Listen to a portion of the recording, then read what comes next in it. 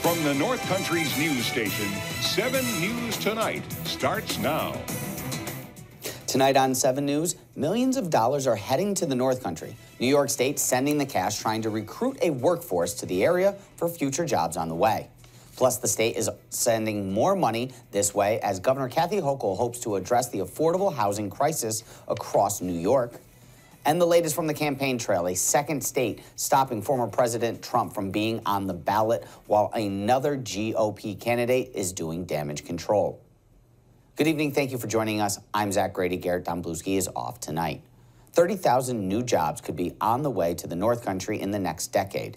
The employment growth over the next decade comes with one concern, though, finding people who want to work those jobs. 7 News reporter Sean Brinda tells us tonight how the Empire State is planning on investing $10 million into the area, focusing on Fort Drum and soldiers leaving the Army, hoping they will stay in the North Country. Governor Hochul announced on Thursday the North Country Regional Economic Development Council won the $10 million. And the council's plan addresses the ongoing workforce gap that's projected to get worse. An October job fair in Watertown had 600 open positions. Only 200 people showed up. It's a fact, it's hard to find workers. And in its plan to New York State, the North Country Regional Economic Development Council says it's only going to get worse. Stating over the next decade, 30,000 new jobs will be created in the region in agribusiness, renewable energy, and manufacturing. And with 17,500 workers retiring or leaving the area, it projects the workforce gap will swell to 48,000. You look at our educational facilities, you look at, as I said, our local governments, you look at our private sector, you look at our hospitality industry. Everybody is struggling with employment at this time. With a $10 million grant awarded by New York State, the North Country Regional Economic Development Council will create a new organization, Next Move New York, which will help transition Fort Drum soldiers to open positions found across the North Country. The region's plan says every year more than 3,500 Fort Drum soldiers leave the Army and essentially leave the area, with an additional 1,000 family members, all people who could become part of the local workforce. I think every county within the region will see some benefit there because all of our employers are facing that workforce challenge, and that's part of the challenges here, and part of the reason behind the plan that was submitted is to enhance our ability as a region to make those connections between that talent pool connected to Fort Drum and the needs of our regional employers. The Development Authority of the North Country is expected to run the new program, and to start, it'll hire an administrator and 2 staff members. The plan is to work with the Jefferson Community College to provide the education needed. JCC could even be the site of a new job readiness facility 3 years from now. Is the $10 million spent on retaining soldiers worth it? The council's plan says even if the area kept a third of the soldiers and spouses who leave Fort Drum each year, that'll create a $2 billion in an economic ripple effect. Sean Brinda, 7 News. An announcement coming from the governor's office could be a massive boon for housing in the North Country. 7 News reporter Chad Charette spoke with officials to get their reactions, learning what the millions of dollars in government funding will be used for. It's a move that could help thousands of households. Thursday, Governor Kathy Hochul announced that more than $46 million in grants will be doled out to help improve affordable housing. Combined, Jefferson, Lewis, and St. Lawrence County are receiving about $2.2 million. We're extremely happy about it. It certainly is a need that we have in the community, and we're happy to be able to help put this money out on the streets. Reg Schweitzer with Neighbors of Watertown tells us the money is split into 3 categories in Jefferson County. Community Development Block Grant funding, which fixes up already owned properties, Restore funding, which covers emergency home repairs, and Home for Heroes, which helps out disabled veterans. It could be anything from bathroom modifications to, to ramps and stairway improvements, things like that. Schweitzer tells us these types of projects are nothing new for the area, since work is always being done to improve properties. That being said, funding is always appreciated. We certainly have been working within each of these programs for the last, 6, 8, 10 years. Lance Evans with the Jefferson Lewis Board of Realtors says that improving existing housing will also increase property value in the surrounding area. With an influx of Fort Drum soldiers on the horizon, he says this money will prove useful. Then they can be doing the repairs now opposed to waiting later on when it's crunch time for those soldiers too. In the North Country region, this funding is projected to serve 155 housing units. Chad Charette, 7 News. Former President Donald Trump faces another legal challenge to his candidacy with just a few weeks to go before the first votes are cast in the 2024 presidential primary. At the same time, other GOP candidates are in a war of words, one doing damage control after her controversial comments. CBS's Nicole Skanga with the latest from Washington. Campaigning in New Hampshire about 3 weeks before that state's primary, presidential hopeful Nikki Haley told voters it's time for change. Republicans have lost the last 7 out of 8 popular votes for president. That is nothing to be proud of. Polls show Haley running second behind former President Donald Trump in the Granite State. We need to hear the truth about Donald Trump. Former New Jersey Governor Chris Christie, who's focused his presidential hopes on the state, slammed Haley for saying if elected that she would pardon Trump before any trials for the crimes he's accused of. She believes in 2 systems of justice, one for all of us and one for the most powerful. In nearby Maine, voters may not have the choice of picking Trump after the Secretary of State took his name off the ballot, ruling he had violated the Constitution's 14th Amendment against insurrection. Mr. Trump was aware of the tinder that was laid in a multi-month effort to delegitimize the 2020 election and then chose to light a match. Trump's campaign issued a response promising an appeal and calling the secretary a virulent leftist and hyperpartisan Biden-supporting Democrat. Colorado's Supreme Court issued a similar ruling last week. We need from the U.S. Supreme Court guidance about what the federal Constitution says. Maine and Colorado hold primaries on Super Tuesday, March 5th. Nicole Skanga, CBS News, Washington. We'll head over to the Weather Center now. John, I know folks are already lined up in New York City where they're getting rained on. What about folks up here celebrating New Year's? What can we expect? I think it's going to be rather quiet, as a matter of fact. Bit of a cool down heading our way for the upcoming weekend, and that means any rain outside right now will gradually transition over to some light snow overnight tonight and potentially during the day tomorrow, maybe some flurries. A chilly weekend on tap, so we'll talk temps later on in the show, and actually next week looking fairly quiet considering the time of year.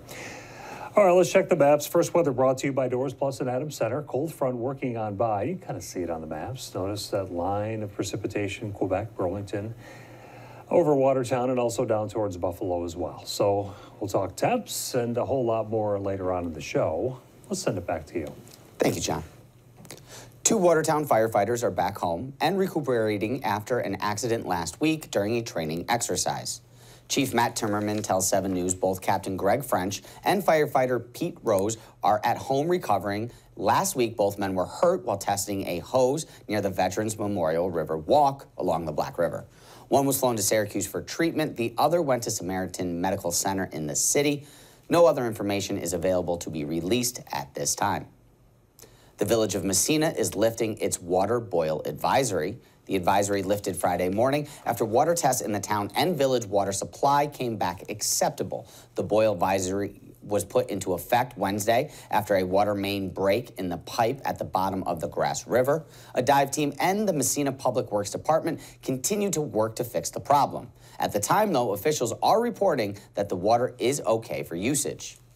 Meanwhile, in Watertown, the city is announcing a $5 million grant from New York State to help with its $50 million project to upgrade the water treatment facility. The $5 million is coming from the Department of Health. The city could also get an additional $14 million through an interest-free loan to help finance the project. Following up on a story from Wednesday, a rock quarry proposed in the town of Lyme apparently will not be happening. Town officials tell 7 News the developer is pulling the permit.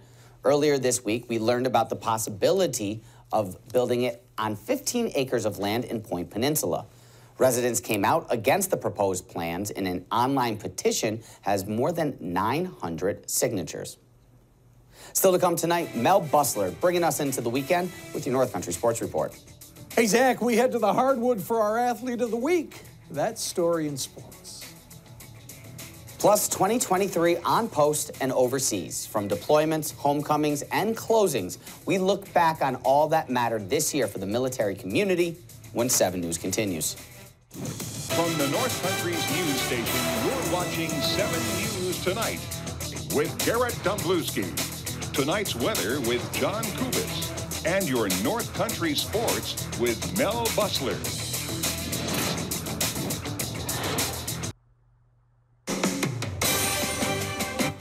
The winning evening lotto numbers for Friday, the daily 510 and the win 4 2168.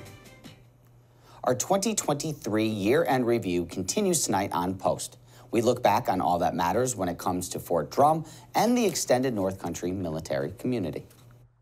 The saying the sun never sets on a 10th Mountain Division soldier continued in 2023 as North Country soldiers were deployed across the globe. Early in 2023, 500 troops from the division's headquarters were sent to Eastern Europe, including the commander of the 10th Mountain, Major General Gregory Anderson. The mission to support allies in the region addressing the war in Ukraine. The conflict in Ukraine and Russian aggression in Ukraine is the reason why we've been tasked to come here to do a host of things. Those soldiers recently returned to Fort Drum as the division's colors in December were uncased on post. Excited. Happy to be back home. In July, Fort Drum saw 2,500 soldiers from the 10th Mountain Division to be deployed to Iraq and Syria. The Commando Brigade has deployed to the Central Command Theater of Operations in Iraq and Syria and Kuwait and other places in the Middle East. They're there really for a host of reasons, predominantly to continue to support the efforts to keep ISIS from coming back. It was in November that 7 News learned multiple soldiers were hurt after October attacks on U.S. soldiers in Iraq and Syria. The 2nd Brigade combat team members were treated for symptoms of a traumatic brain injury. 2023 also saw the military installation no longer be energy independent, the state's energy policy not recognizing biomass as a reusable energy. The plant's tax credits went away, with the company running the plant on post closing it mid-year. Federal officials saying lawmakers in Albany were out of touch. I think they just made a judgment on biomass generally, but not specifically for what it does for the North Country. Fort Drum is exploring other ways to get back to making its own power for post, not relying strictly on National Grid as an energy provider. Senator Gillibrand made her way to the installation in November. She visited with members of the 10th Combat Aviation Brigade. The senator saying parts of it will be deploying in early 2024, shipping out to the Middle East and countries such as Syria. I'm just inspired by their courage, their commitment, and the extraordinary training they're receiving here at Fort Drum. Also visiting in 2023, the First Lady, Dr. Jill Biden. Biden toured Fort Drum in January alongside Deputy Secretary of Defense Dr. Kathleen Hicks, the two hosting a roundtable on improving employment opportunities for military spouses. 2023 will end with the announcement that Fort Drum will share a new task force with a base in Germany. As well, an additional 1,500 soldiers and personnel are expected to be coming in 2025 to the North Country. Coming up after the break, Jon Kubis is back with your full forecast. Now, tonight's weather. Some rain, some snow on the Doppler radar. Yeah, cold front passing on by, and as the name implies, things will be much cooler over the next couple of days. Mainly rain here in the city of Watertown, some snow. Think higher elevations of the Tug Hill Plateau, and also portions of St. Lawrence County as well. As we widen out the view, you kind of see an arc in the clouds and the precipitation. Quebec, over Burlington. And also here over the North Country and over towards Toronto as well. That's the actual front, slowly progressing southward, and as the name implies, it will be cooling things off over the next couple of days and actually into next week as well. 36 degrees, cloudy skies, winds from the east-northeast at around 6, humidity high 93%. Pressure is low, 2965, has been falling, will be on the rise later on tonight and tomorrow as well. Futurecast showing us overnight tonight, mainly snow, and it should wind on down, the snow anyways, just after midnight. Tomorrow morning around 9 o'clock or so, keeping it rather cloudy, and you see maybe a snow shower or two. Really nothing as far as any snow accumulation. Might see some flurries tomorrow. The bigger story is how cool it's going to be considering how mild it has been. And notice at 8 p.m. on your Saturday, more of the same, maybe a flurry or two, and a whole lot of clouds. As far as overnight tonight, rather quiet. Rain changing to snow, lows right around 30 degrees. In Lewis County, more of the same for you. Rain to snow, lows in the upper 20s to around 30. St. Lawrence County overnight, rain changing to snow, your lows in the upper 20s. Heading out the door tomorrow morning, say around 6, 7, or 8. Temperatures around freezing, a bit cooler at elevation. Winds for the northwest at about 5 to 10, so a bit of a wind chill, and I think we keep it rather cloudy. There might be a flurry or two or a snow shower. That's really about it. So Saturday looking rather quiet, as a matter of fact. Just some extra clouds and kind of chilly out there. Check out Canton at 9 a.m. There you see maybe a snow shower. By noon in Canton, 31 degrees, and same could be said at 3. Notice even here in the city of Watertown and also in Lowville, keeping it rather cloudy tomorrow. Temperatures not moving all that much. Temperatures pretty much in the low 30s all day long. So definitely a change from the weather we've kind of grown accustomed to over the last week or so anyways. On Sunday, mainly cloudy and 30, lows in the low 20s. Monday, partly sunny and 29. Partly sunny and 35 on Tuesday. Wednesday and Thursday, running the risk for some snow and another big cool down for the end of next week with highs in the low 30s. And look at those lows. Dipping back to more seasonable levels in the middle to upper teens. That's all I have for now. Have a great weekend. Coming up next, Mel has sports. Stay tuned. Now your North Country sports. Time for your Toyota Sports Report. The next to last day of the Holiday Jam Fest at Jefferson Community College, featuring some exciting action. We head to the hardwood at the Coffeen Street campus. General Brown meeting Messina, Drew Pauly showing that the bank is open for the Lions. Colin Patterson with the turnaround from the baseline for the Raiders. Jacob Peets from the land of threes, all net. It's Peets again, this time just inside the arc. Drew Pauly weaves his way through the Messina defense for 2 points. It's Pauly again, this time with the tray. Brock McManaman goes baseline for the bucket. Final General Brown 44, Messina 32. Girls hoops at the Holiday Jam. Harrisville against Copenhagen. Jalen Fayette with the first points of the game for the Pirates. The inbounds pass to Nuvea LaPlante for 2 points. Jalen Fayette takes it to the hoop for the bucket. Samantha Stokely gets Copenhagen on the board. Final Harrisville 36, Copenhagen 17. Boys basketball, Tupper Lake at Potsdam off the initial shot. Garrett Pelkey tips in the rebound, 2-0 Tupper. Mike Cornio finds Pelkey at the perimeter. Lumberjacks open with 8 straight. Ian Van Wagner gets Potsdam's first points from the foul line, 8-2 Tupper. Stephen Yoakum with the entry pass to Brody Delaney for the low post J. Tom Peterson curls to the rack for 2. Van Wagner dashes, makes the off-balance 2, 10-8 Tupper. Van Wagner, the pull-up jumper, 14-12 Jackets. Van Wagner stops and pops for another from outside. Potsdam takes its first lead at 15-14. Sandstoners win the seesaw battle 55-49.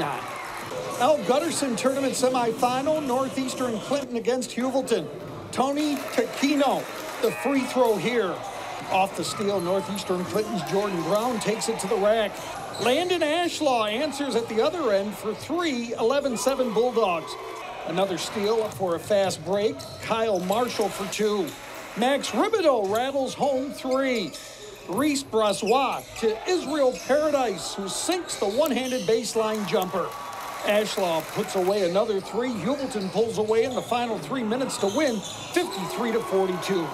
Lisbon against Brushton Myra. Anthony Yang with the lay-in, cutting the Lisbon lead to 5. Lisbon's Connor Bell down low for the bucket. Brody McDonald with the spin move to the glass for 2. Mason Poyer with the low post bank. Cooper Rutherford bombs away from 3. He nets 29.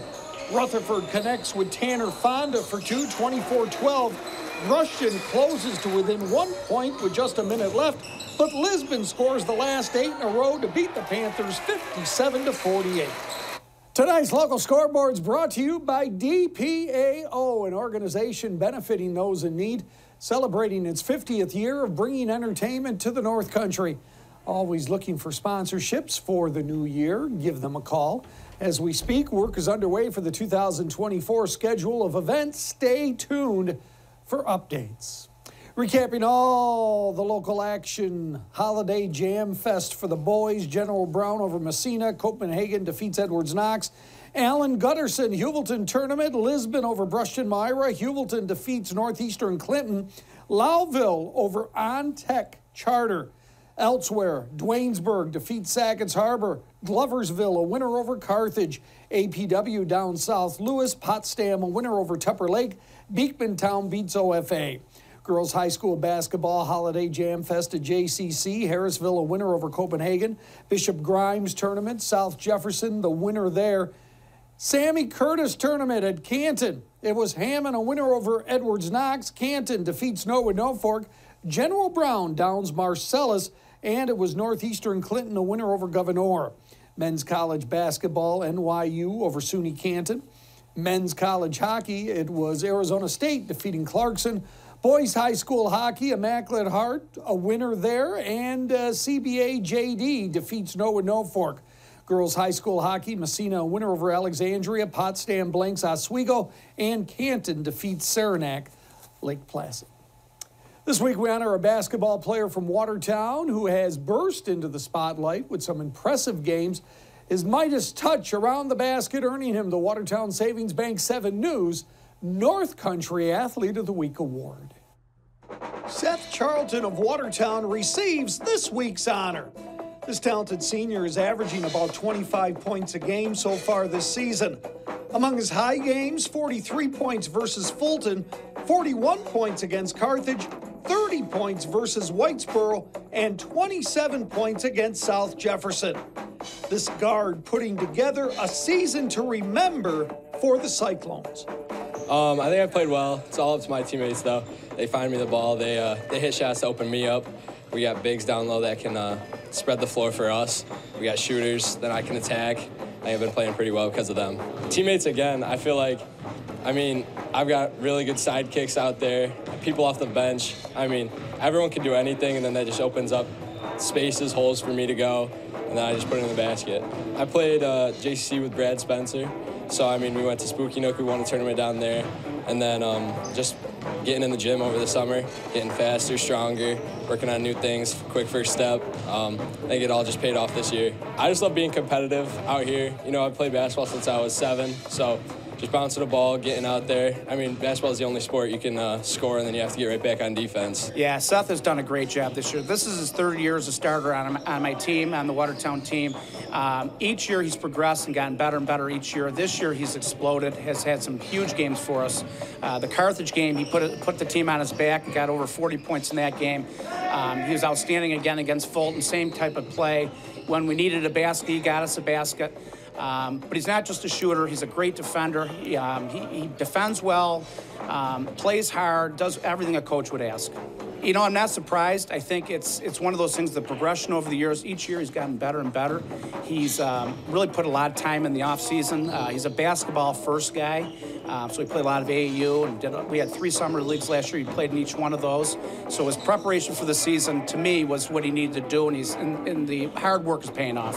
Yeah, Seth is doing a great job. You're going to start seeing guys, defenses trying to do different things against him. It's a triangle and 2 and backs and 1s on him. So we got other guys that can do it. So, they're going to have to help out and make sure that if Seth doesn't have a good game, the rest of the team does.